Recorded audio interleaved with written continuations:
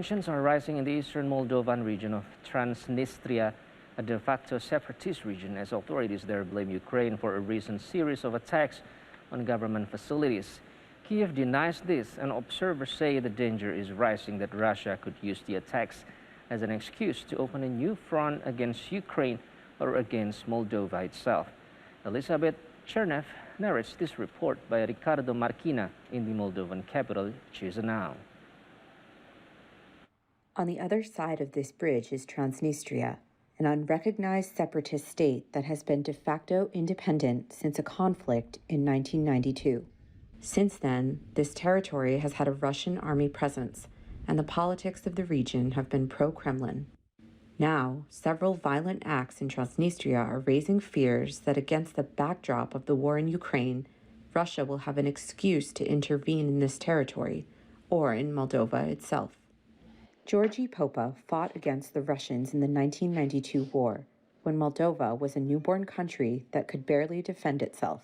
They conquered Tiraspol and tried to conquer all of Moldova. We were barely able to fight. We had no army. We could only defend ourselves. We were able to stop them, and we even liberated some territories. Now, with Russia advancing in Ukraine and ever closer to Moldova, fears that Moscow wants to extend its military dominance to the far reaches of its former empire are no longer political fiction, say observers. There would be two options: to have a regime change here, more like kind of Belarusization of Moldova, yes, becoming a kind of ally of Russia, or even inclusion in this big project of Novorossiya.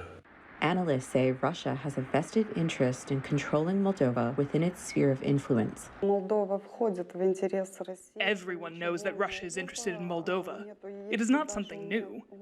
Even though militarily we are a neutral country, as our constitution says, Russian political influence has always been noticeable in elections, where Moscow has made it clear who are their favorites.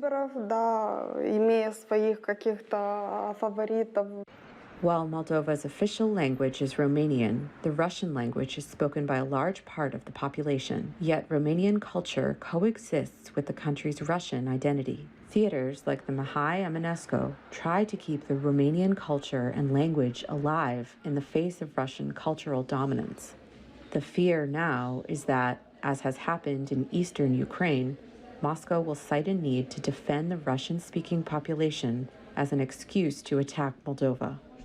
It seems to me that it is I who should be responsible for my identity, but not my neighbor. It is not my neighbor who should tell me who I am. Life goes on in Moldova, despite the war in neighboring Ukraine and the internal threat posed by Russian troops in Transnistria. But the Russian invasion of Ukraine on February 24th is raising questions of how much longer the status quo might hold.